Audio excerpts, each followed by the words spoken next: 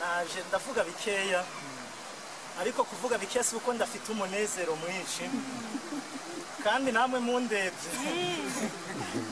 ndanezerewe cyane ariko si uko nezerewe ubu ngubu nabonye amahoro masa ubu njya mbura ururimi nabivugamo naje ntabwo nari nzi ko ndi bujye mu mazi ariko n'ubundi nta n'icyo narimbaye n'ubundi noneho nakomeje kumva ijwi tamazi ngaya ikikubuza kubatizwa usanga ari ndakiri kumbuza kubatizwa hari umutima wavugaga ngo uzahamiriza igisenyi iwanyu nibuka rya jambo Yesu yavuze ngo data na mama nabo turi kumwe ubwo rero mwebwe turi kumwe muri abavandimwe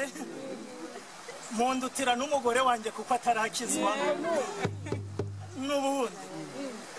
ndamukunda kuko turi kumwe mu Bakorindo haravuga ngo mbubwirwa niki ko umugore wawe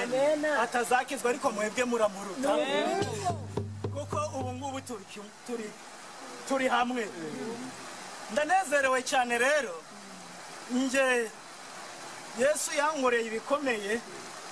ntabasha kurondora nagendaga ndemerewe n'umutwaro ndabashaga kwitura navukiye muri mubangirikani papa yari umukuru w'itorero yari umwarimu nanjye nari narizi by'amategeko ahari ndetse n'anyazi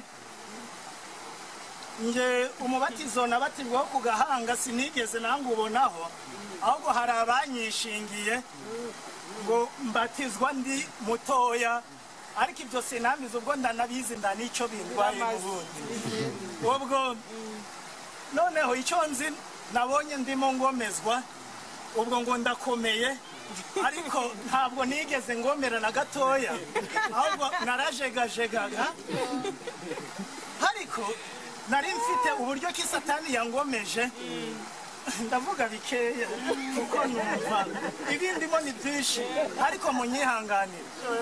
uburyo ki Satani yangomeje yangize umunyedini uhambaye cyane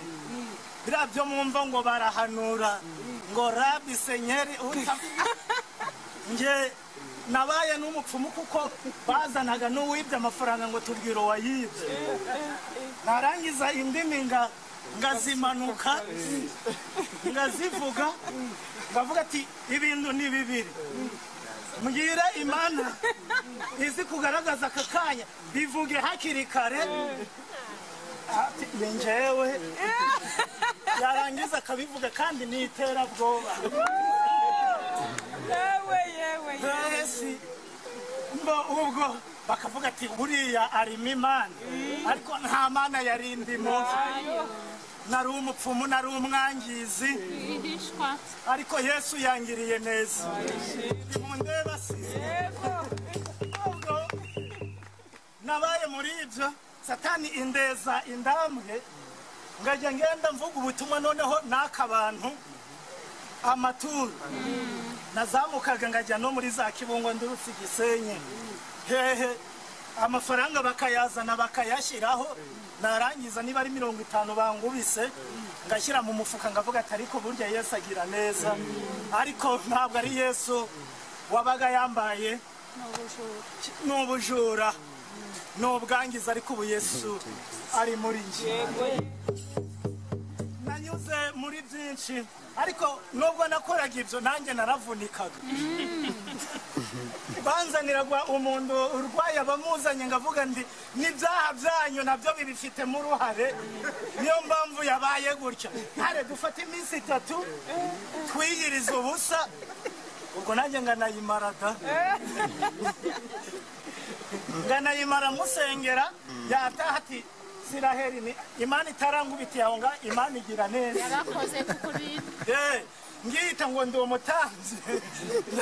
ndazi umutamzi uwari we ngabarambikaho ibiganza bagakira mubona sengeye umwe niwe wapfuye ariko naho mbigira aho mbihereza urabimama aho ngaho mu byaha mu bwangizi niho naboneye n'umugore mfite umugore uvuka mu rugo rukize naragenda avuga ndi Imana yambwiye ngo uyu mugore mugomba kumumbereza takumvira siraherisiri kiba kibaye ikibazo ndaboti kandi amafaranga nzakwa ni 50,000 nimongera hayandi ndibishoboka kandi nimujya hasi ndibishoboka uko niko Imana yavuze urumva murandeba ahari mu buryo bw'ibyaha nari mugufiya cyane nari ngiye kuvuga ngo ubu ndi mugufi cyangwa nari nsa ukundu ariko nari nganganye kuko ikinyoma cya Satani cyari kindimo wareba nabo ukaba wanahagwa ariko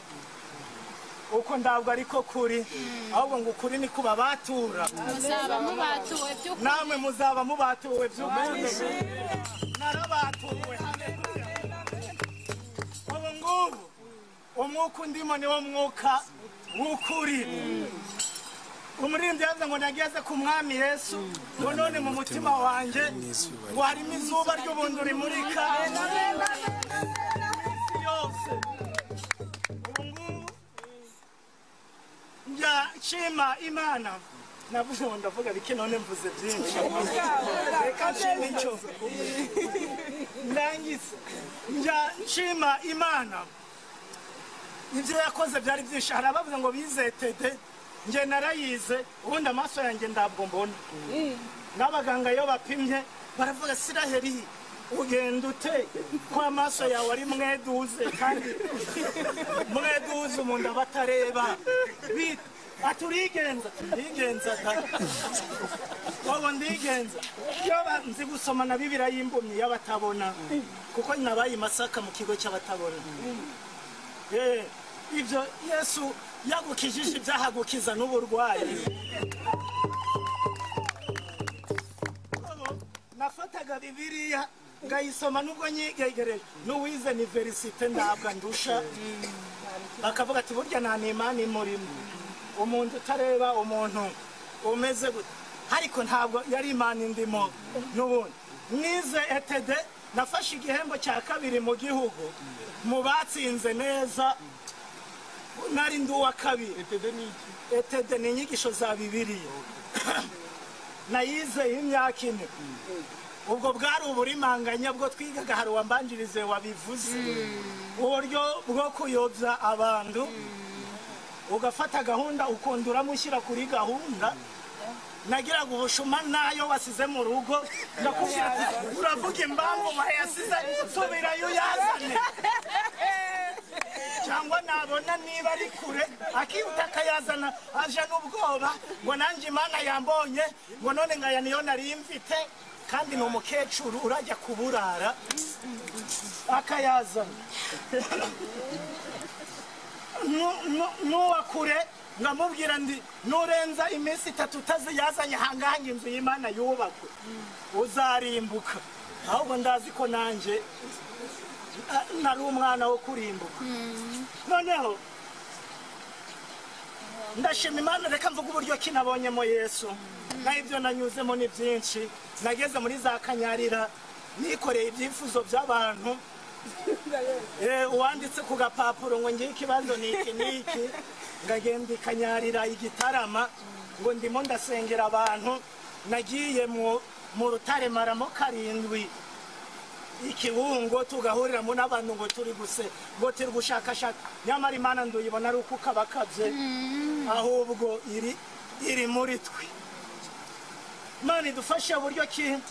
nabonyemo Yesu nakundaga kugira ibintu by'imbaka n'abanyamadini kuko ntacyo nari nyobewe n'ubundi Kamanzi mwene data njya mukunda cyane ariko na mbere ngira umunyedini nawe ari umunyedini naho naramukundaga yari umudivandiste nanjye nd'umuporosakaza tukaganira akavuga iby'isabato akayihamirizaho dore ko nawe yari iri muri we ariko yandanze kubona Yesu ariko ubu ngubu turi umwe Yesu uri muri twe arangana n'umwe ndawusumbuna noneho umunsi umwe kamanzi we yari yarakijijwe aranyegera arambwira uburyo ki bakizwa n'uburyo ki bakira Yesu. Numva ndi kubyumva ariko sinabishyikira uwo munsi sinakizwa. Noneho undi munsi umwe dusengana ku Gisenyi witwa Manuel nawe arambwira ati hari abana b'Imana, hari abakijijwe, hari abera, ati uzaze nawe wirebera, ati ubu nanjye nduwera. Icyakora tujye tugira n'imbuto, hari abakira Yesu bakumva bakomeza gukora ibyaha ngo naramwakiriye. Warya n'imbuto yo abantu bazitubonyeho nazo zibarehereza kwakira ubutumwa bwiza bitewe n'uko batubonye. Amen. Twarakijijwe, burya icyo nacyo kirakenewe cy'izo mbuto. Mbonye uwo muntu ntabwo ndi kubwiriza, ni uguhamya. Noneho mbonye uwo muntu uburyo kinari muzi, ndavuga ati nyamara uyu nawe nuwera, kuko bya bindi mbona yarabiretse. Numva ko kubireka ari uko yabaye uwera, ko hari izindi nzira yanyuzemo. Arandumira rero ngo nawe uzaze. Ndavuga ati ubwo ari kumbwira ngo hari abakomeye icyo gihe ba Emiri bari bazaza n'ubundi, ati ubwo bazaza ndegura urupapuro n'ikaramu, ati ubwo numva ngo barakomeye sinzabura dutatu nzabakuraho two kugenda shukisha abantu ubundi ngo meze ndyaze ubwenge. Ubwo niho nagiye ndagenda ngigerayo, twagiye tuganira mu nzira, ariko yari yarambaye kariya gatabo kavuga ngo ijuru ndirikorerwa, nari maze gusomaho impapuro ngeye, ariko niyumvisha koko ko ijuru ridakorerwa. Ubwo Emiri bamwe bavuze ngo ba Emiri ngo barunaka, nageze ku musaraba, nubwo Emiri nawe yahanyeretse n'ubundi, ariko umusaraba niwo nabonye. Anyeretse uwo musaraba, kuko Emiri yavuze avuga byinshi numva ndi kumurakarira. Ndabati uriya munyagwa arangiza ryari ko ibyo yavuze nabyumvise, ko nanjye nabaye uwera, ko nduwera, ko mbaye umukiranutsi. Narekeraho abo twari turi kumwe baravuze ngo sinzi uwahagurutse kandi abisanganywe. Ndavuga ati wowe tuza, numvise ko n'ubundi ubisanzwemo, reka nanjye mvuge. Kuko yari yaravuze ninjye wari uramukiwe kuvuga n'ubundi ko kandi koko nduwera. Namwe murabera, murimbye aravuze ngo icyo ni ikintu kinezeza umutima wanjye, ngo kinyibagiza n'ibyago byose, ngomba nduhuwe n'umwami Yesu. Ubwo niho natuye, ntabwo natuye ibyaha ngo mvuge ngo ndi umunyabyaha, ahubwo namenye ko bya bindi byandushyaga Yesu yabyisizeho, none aranduhura, noneho nanjye ngasigara nduwera. Imana ishimwe. Ubwo muri ubwo buryo rero niho numvise, nabonye umugabo wa mbere wambwiye ngo ibyaha byawe urabibabariwe.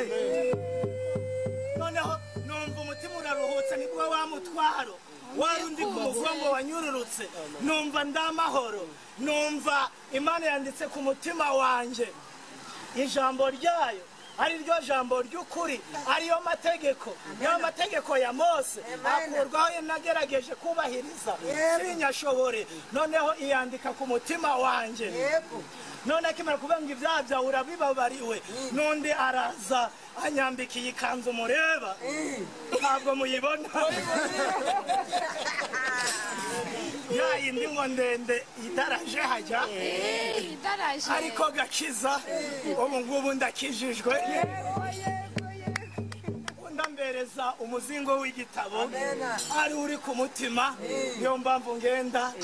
nduje nemye nezerewe, nezererwa. Nabajije Emiri icyo gihe, ndavuga ndariko none kibi mbimenye abakizwa ni bakeya. Numva ko kuba tubimenye turi aho ngaho kuri buraseri twari turi, ngomba ngize agahinda ko turi bakeya. Aravuga ngo yewe hari n'abandi benshi, ngo hari n'abandi benshi. Ubwo ndimo ndabona ko ni iby'ukuri koko ubu ngubu turi benshi kandi turakeye ubu murebe uko mundeba mwese mundeze amaso kubera ko ndi uwera nawe uri uwera washatse wahereza mugenzi w'ikiganza ukamubwira ngo turabera ibyo ngibyo birahagije murakoze cyane